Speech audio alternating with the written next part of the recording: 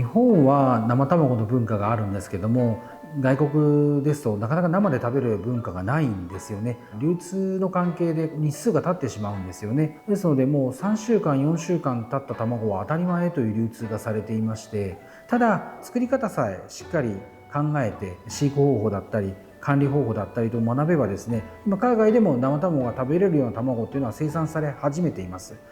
世界中で卵がね食べていただける時代が来ればいいなと思っております。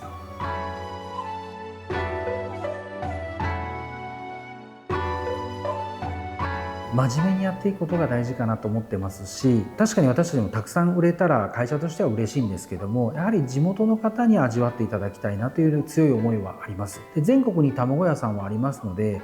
私たちが全国にじゃあ供給するとか言って商売敵になるのではなくて、皆さんでこの業界を盛り上げていって、日本人は平均的に1日1個食べると言われてるんですけども、単価を落としたりコストを下げたりして質を落とすんではなくて、皆さんにいいものを1個じゃなくて2個食べてもらえるようにできれば、この業界ももっともっと潤っていきますし、もっともっといい品質のものが出来上がっていくんじゃないかなというふうに思いますので、その辺をですね業界全体で高めていけたらいいなというのが私の思いですね。